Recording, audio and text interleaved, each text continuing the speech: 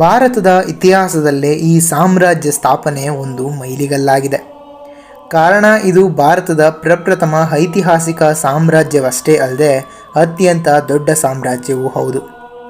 ರಾಜಕೀಯವಾಗಿ ಅದು ಹರಿದು ಹಂಚಿ ಹೋಗಿದ್ದಂತಹ ಭಾರತವನ್ನು ಒಂದುಗೂಡಿಸಿತು. ವಿದೇಶಿಯರನ್ನು ಹೊರಹಾಕಿ ಭಾರತದ ಏಕೀಕರಣ ಸಾಧಿಸಿತು.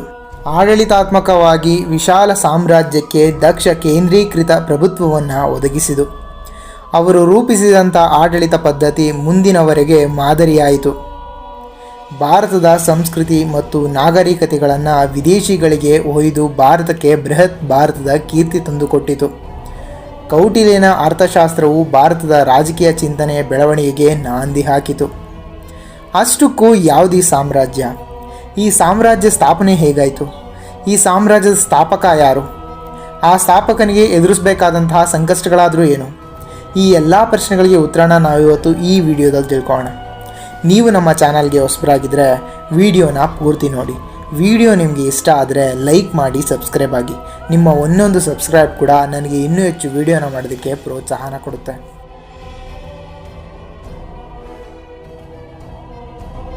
ಮಹಾವಂಶ ಬೌದ್ಧ ಗ್ರಂಥಗಳ ಪ್ರಕಾರ ಚಂದ್ರಗುಪ್ತ ಮೌರ್ಯಾಸ್ ಎಂಬ ಕ್ಷತ್ರಿಯ ಕುಲಕ್ಕೆ ಸೇರಿದವನೆಂದು ಹೇಳುತ್ತಾರೆ. ಅವನ ತಂದೆ ಒಂದು ಸಣ್ಣ ಗಣರಾಜ್ಯದ ರಾಜನಾಗಿದ್ದ. ಆತ ಒಂದು ಯುದ್ಧ ರಂಗದಲ್ಲಿ ಮಡಿದನು. ಅವನ ಪತ್ನಿ ಪಾಟಲಿಪುತ್ರಕ್ಕೆ ಬಂದಾಗ ಒಂದು ಗಂಡು ಮಗುವಿಗೆ ಜನ್ಮ ನೀಡಿದಳು. ಮಗುವನ್ನು ಅಲ್ಲಿನ ಚಂದ್ರ ಎಂಬ ಗೋಪಾಲಕನು ಪೋಷಿಸಿ ಬೆಳೆಸಿದನು. ಅನಂತರ ಬೇಟೆಗಾರನೊಬ್ಬ ಆತನನ್ನು ಕೊಂಡು ಸಾಕಿದನು. ಇದೇ ಕಾಲಕ್ಕೆ ನಂದರ ದಾನಶಾಲೆಯಲ್ಲಿ ಅಧ್ಯಕ್ಷನಾಗಿದ್ದಂತಹ ಕೌಟಿಲ್ಯನನ್ನು ಕುರೂಪಿ ಎಂಬ ಕಾರಣಕ್ಕೆ ಧನನಂದನು ಅವನನ್ನು ಅಧಿಕಾರದಿಂದ ಕಿತ್ತು ಹಾಕಿದನು. ಈತ ಧನನಂದನನ್ನು ನಿರ್ಮೂಲನೆ ಮಾಡಲು ಪ್ರತಿಜ್ಞೆ ಕೈಗೊಂಡನು. ಒಮ್ಮೆ ಕೌಟಿಲ್ಯನು ಪಾಟಲಿಪುತ್ರದಲ್ಲಿ ಹಾದು ಹೋಗುತ್ತಿದ್ದಾಗ ಗೆಳೆಯರೊಂದಿಗೆ ರಾಜಕ್ರೀಡೆ ಆಟವಾಡುತ್ತಿದ್ದಂತಹ ಚಂದ್ರಗುಪ್ತ ಮೌರ್ಯನ ಚಾತುರ್ಯತೆಗೆ ಬೆರಗಾಗಿ ಅವನನ್ನು ಬೇಟೆಗಾರನಿಂದ 1000 ಕರ್ಷಪಣಕ್ಕೆ ಕೊಂಡುಕೊಂಡು ಅವನನ್ನು ತಕ್ಷಶಿಲೆಗೆ ತಂದು ಶಿಕ್ಷಣ ನೀಡಿದನು. ನಂದರಿಂದ ಅವಮಾನಗೊಂಡಂತಹ ಕೌಟಿಲ್ಯ ನಂದರ ನಿರ್ಮೂಲನೆಗೆ ಪಣ ತೊಟ್ಟನು. ಅದೇ ಸಮಯಕ್ಕೆ ಸಿಕ್ಕಿದ್ದ ಚಂದ್ರಗುಪ್ತ ಮೌರ್ಯನಿಗಾಗಿ ಸೈನ್ಯವನ್ನು ಸಜ್ಜುಗೊಳಿಸಿದನು. ನಂದರ ಮೇಲಿನ ಮೊದಲ ದಾಳಿಯಲ್ಲಿ ಚಂದ್ರಗುಪ್ತ ಮೌರ್ಯನು ಸೋತು ಜೀವರಕ್ಷಣೆಗಾಗಿ ಕಾಡಿನತ್ತ ಓಡಿಹೋದನು. ಆಗ ಕಾಡಿನ ಒಂದು ಕುಟುಂಬವನ್ನು ಸಂಧಿಸಿದನು. ಅಲ್ಲಿ ಮಗುವೊಂದು ರೊಟ್ಟಿಯನ್ನು ನಡುಭಾಗದಿಂದ ಕಚ್ಚಿ ತಿನ್ನುತ್ತಿತ್ತು. ತಾಯಿಯಾದವಳು, ನೀನು ಚಂದ್ರಗುಪ್ತ ಮೌರ್ಯನಂತೆ ವರ್ತಿಸುತ್ತಿರುವೆ ಎಂದಳು. ಅದಕ್ಕೆ ಮಗು, ನಾನೇನು ಮಾಡುತ್ತಿರುವೆ, ಚಂದ್ರಗುಪ್ತ ಏನು ಮಾಡಿದನು ಎಂದು ಪ್ರಶ್ನಿಸಿತು. ನೀನು ರೊಟ್ಟಿಯ ಅಂಚನ್ನು ಬಿಟ್ಟು ನಡುಭಾಗದಿಂದ ತಿನ್ನುತ್ತಿರುವೆ. ಅದೇ ರೀತಿ ಚಂದ್ರಗುಪ್ತನು ಗಡಿಭಾಗದ ಪ್ರದೇಶಗಳನ್ನು ಗೆಲ್ಲುವ ಬದಲು ಸಾಮ್ರಾಜ್ಯದ ಮಧ್ಯಭಾಗವನ್ನು ಗೆಲ್ಲಲು ಹೋಗಿ ಸೋತಿದ್ದಾನೆ ಎಂದಳು. ಇದನ್ನು ಕೇಳಿದಂತಹ ಚಂದ್ರಗುಪ್ತ ಮೌರ್ಯನಿಗೆ ತನ್ನ ತಪ್ಪು ಅರಿವಾಯಿತು. ತನ್ನ ಆಕ್ರಮಣವನ್ನು ಗಡಿಭಾಗದಿಂದ ಆರಂಭಿಸಿದನು. ಚಂದ್ರಗುಪ್ತ ಮೌರ್ಯ ಮತ್ತು ಕೌಟಿಲ್ಯರು ಅಲೆಕ್ಸಾಂಡರ್ನನ್ನು ಭೇಟಿಯಾಗಿ ನಂದರನ್ನು ನಿರ್ಮೂಲನೆ ಮಾಡುವಂತೆ ಕೇಳಿಕೊಂಡರೆಂದು ಪ್ಲೂಟಾರ್ಕ್ ಹೇಳಿದ್ದಾನೆ. ಜಸ್ಟಿನ್ ತಿಳಿಸಿರುವಂತೆ ಚಂದ್ರಗುಪ್ತ ಮೌರ್ಯನು ತನ್ನ ದಿಟ್ಟೆದೆಯ ನುಡಿಗಳಿಂದ ಅಲೆಕ್ಸಾಂಡರ್ನನ್ನು ಎದುರುಗೊಂಡನು. ಹೀಗಾಗಿ ಅಲೆಕ್ಸಾಂಡರ್ನು ಚಂದ್ರಗುಪ್ತ ಮೌರ್ಯನನ್ನು ಕೊಲ್ಲುವಂತೆ ಆದೇಶಿಸಲಾಗಿ ಚಂದ್ರಗುಪ್ತ ಮೌರ್ಯನು ಅಲ್ಲಿಂದ ತಪ್ಪಿಸಿಕೊಂಡನು. ನಂದರ ದೌರ್ಬಲ್ಯ ಹಾಗೂ ಅಲೆಕ್ಸಾಂಡರ್ನ ಮರಣ ಚಂದ್ರಗುಪ್ತ ಮೌರ್ಯನಿಗೆ ರಾಜ್ಯ ಸ್ಥಾಪನೆಗೆ ಉತ್ತಮ ಅವಕಾಶ ಕಲ್ಪಿಸಿಕೊಟ್ಟಿತು. ಅಲೆಕ್ಸಾಂಡರ್ ಸ್ವದೇಶಕ್ಕೆ ಹಿಂತಿರುಗಿದ್ದೇ ತಡ ಭಾರತೀಯರು ಗ್ರೀಕರ ವಿರುದ್ಧ ದಂಗೆ ಎದ್ದರು. ಈ ದಂಗೆಗಳಿಗೆ ಕುಮ್ಮಕ್ಕು ನೀಡಿದಂತಹ ಚಂದ್ರಗುಪ್ತ ಮೌರ್ಯ ಅನೇಕ ಗ್ರೀಕ್ ಅಧಿಕಾರಿಗಳನ್ನು ಕೊಲ್ಲಿಸಿದನು. ತನ್ನ ಸೈನ್ಯದ ನೆರವಿನಿಂದ ಗ್ರೀಕರನ್ನು ಸೋಲಿಸಿ ಪಂಜಾಬಿನ ಮೇಲೆ ಹತೋಟಿ ಸ್ಥಾಪಿಸಿದನು. ಕ್ರಿಸ್ತಪೂರ್ವ 321ರಲ್ಲಿ ಗ್ರೀಕರೊಡನೆ ಶಾಂತಿ ಒಪ್ಪಂದ ಮಾಡಿಕೊಂಡು ಪಶ್ಚಿಮ ಪಂಜಾಬ್ ಮತ್ತು ವಾಯುವ್ಯ ಭಾರತವನ್ನು ಗ್ರೀಕರಿಂದ ಸ್ವಾತಂತ್ರ್ಯಗೊಳಿಸಿದನು. ಮಗಧ ಸಾಮ್ರಾಜ್ಯವನ್ನು ನವನಂದರು ಆಳುತ್ತಿದ್ದರು.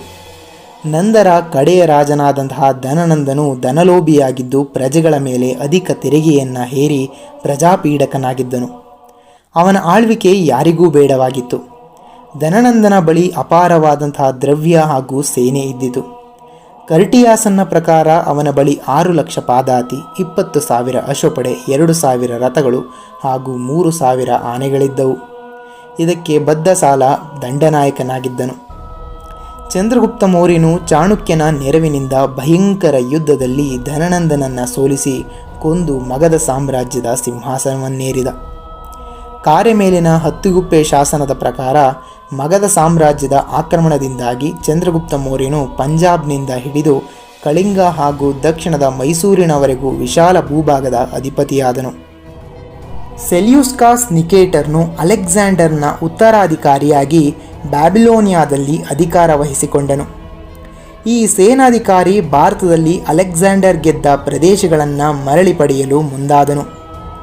ಮಹತ್ವಾಕಾಂಕ್ಷಿಯಾದಂತಹ ಈತ ಸಿಂಧೂ ನದಿಯನ್ನು ದಾಟಿ ಭಾರತದ ಮೇಲೆ ದಾಳಿ ಇಟ್ಟನು.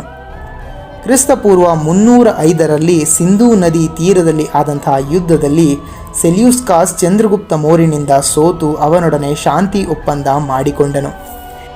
ಅದರ ಪ್ರಕಾರ ಚಂದ್ರಗುಪ್ತ ಮೌರ್ಯನಿಗೆ ಕಾಂದಾರ, ಕಾಬುಲ್, ಹೀರತ್, ಗಾಂಧಾರ ಮತ್ತು ಬಲೂಚಿಸ್ತಾನ್ಗಳನ್ನು ಬಿಟ್ಟುಕೊಟ್ಟು ತನ್ನ ಮಗಳಾದಂತಹ ಹೆಲೆಂಡ್ಲನ್ನು ಚಂದ್ರಗುಪ್ತನಿಗೆ ಕೊಟ್ಟು ವಿವಾಹ ಮಾಡಿಸಿದನು. ಹರಿಯನ್ನ ಈ ಹೇಳಿಕೆ ತುಂಬ ವಿವಾದಾಸ್ಪದವಾಗಿದೆ. ಚಂದ್ರಗುಪ್ತನು ಸೆಲ್ಯೂಸ್ಕಾಸ್ನಿಗೆ 500 ಯುದ್ಧಾನೆಗಳನ್ನು ಬಳುವಳಿಯಾಗಿ ಕೊಟ್ಟನು. ಈ ಮೈತ್ರಿ ಸಂಕೇತವಾಗಿ ಸೆಲ್ಯೂಸ್ಕಾಸ್ ಮೆಗಸ್ತಾನೆಸ್ನನ್ನು ತನ್ನ ರಾಯಭಾರಿಯಾಗಿ ಚಂದ್ರಗುಪ್ತನ ಆಸ್ಥಾನಕ್ಕೆ ಕಳುಹಿಸಿದನು. ಈ ಯುದ್ಧದ ನಂತರ ಚಂದ್ರಗುಪ್ತ ಮೌರ್ಯನ ಸಾಮ್ರಾಜ್ಯ ಪಶ್ಚಿಮದಲ್ಲಿ ಪರ್ಷಿಯಾದವರೆಗೂ ವಿಸ್ತರಿಸಿತು. ಪರ್ವತಕ ರಾಜನ ನೆರವು ಇಲ್ಲಿ ದೊರೆಯಿತು. ಹೀಗೆ ಸೆಲ್ಯೂಸ್ಕಾಸ್ನಿಂದ ವಾಯುವ್ಯ ಭಾರತವನ್ನು ಮುಕ್ತಗೊಳಿಸಿದನು. ಚಂದ್ರಗುಪ್ತ ಮೌರ್ಯನು ದಕ್ಷಿಣದ ಭಾರತವನ್ನು ಗೆದ್ದನೆ ಅಥವಾ ಇಲ್ಲವೇ ಎಂಬುದು ಅನುಮಾನಾಸ್ಪದವಾಗಿದೆ. ಡಾಕ್ಟರ್ ರಾಯ್ ಚೌಧರಿ ಅವರ ಪ್ರಕಾರ ದಖನ್ ನಂದರ ಭಾಗವಾಗಿತ್ತು. ಚಂದ್ರನು ನಂದರನ್ನು ನಿರ್ಮೂಲನೆ ಮಾಡಿ ಮಗಧ ಸಾಮ್ರಾಜ್ಯವನ್ನು ವಶಪಡಿಸಿಕೊಂಡಾಗ ದಖನ್ ಸಹ ಅವನ ಅಧೀನಕ್ಕೆ ಬಂದಿತು ಎಂದಿದ್ದಾರೆ. ವಿ.ಎ. ಸ್ಮಿತ್ ದಕ್ಷಿಣ ಭಾರತವನ್ನು ಗೆದ್ದ ಕೀರ್ತಿ ಅವನ ಮಗ ಬಿಂದುಸಾರನಿಗೆ ಸಲ್ಲುತ್ತದೆ ಎನ್ನುತ್ತಾರೆ. ಆರ್.ಎಸ್. ತ್ರಿಪಾಠಿ, ಪ್ಲುಟಾರ್ಕರ್, ಜಸ್ಟೀನ್ ಎಂಬ ಗ್ರೀಕ್ ವಿದ್ವಾಂಸರು ಬಿಂದುಸಾರನು ಶಾಂತಿದೂತ, ಹೀಗಿರುವಾಗ ದಕ್ಷಿಣ ಭಾರತವನ್ನು ಗೆದ್ದ ಕೀರ್ತಿ ಚಂದ್ರಗುಪ್ತನಿಗೆ ಸೇರಬೇಕು ಎಂದಿದ್ದಾರೆ. ಚಂದ್ರಗುಪ್ತ ಮೌರ್ಯನ ಸಾಮ್ರಾಜ್ಯವು ಉತ್ತರದ ಕಾಶ್ಮೀರದಿಂದ ದಕ್ಷಿಣದ ಮೈಸೂರು, ಪಶ್ಚಿಮದ ಅಫ್ಘಾನಿಸ್ತಾನ್, ಪೂರ್ವದ ಬಂಗಾಳದವರೆಗೂ ಹಬ್ಬಿತ್ತು. ಜೈನ್ ಸಂಪ್ರದಾಯದ ಪ್ರಕಾರ ಒಮ್ಮೆ ಚಂದ್ರಗುಪ್ತನು ಗುರು ಭದ್ರಬಾಹುವಿನಿಂದ ಉತ್ತರ ಭಾರತದಲ್ಲಿ 12 ವರ್ಷಗಳ ಕಾಲ ದುರ್ಭಿಕ್ಷೆ ಬರುವುದೆಂಬ ಭವಿಷ್ಯ ಕೇಳಿದ ಚಂದ್ರಗುಪ್ತನು ಸಿಂಹಾಸನವನ್ನು ಮಗ ಬಿಂದುಸಾರನಿಗೆ ಬಿಟ್ಟುಕೊಟ್ಟು ಜೈನ್ ಧರ್ಮವನ್ನು ಸ್ವೀಕರಿಸಿದನು. ಭದ್ರಬಾಹುವಿನೊಡನೆ ಕರ್ನಾಟಕದ ಶ್ರವಣಬೆಳಗೊಳಕ್ಕೆ ವಲಸೆ ಬಂದು ನೆಲೆಸಿದನು. ಇಲ್ಲಿ ಸಿಲೆ ಖಾನ್ ವ್ರತವನ್ನು ಕೈಗೊಂಡು ಮರಣ ಹೊಂದಿದನು. ಇಲ್ಲಿನ ಚಂದ್ರಗಿರಿ ಬೆಟ್ಟದ ಚಂದ್ರಗುಪ್ತ ಮಸೀದಿಯನ್ನು ನಿರ್ಮಿಸಿದನು. ಭದ್ರಬಾಹು ಗುಹೆ ಹಾಗೂ ಚಂದ್ರಗುಪ್ತನ ಪಾದದ ಗುರುತು ಸಹ ಇಲ್ಲಿವೆ.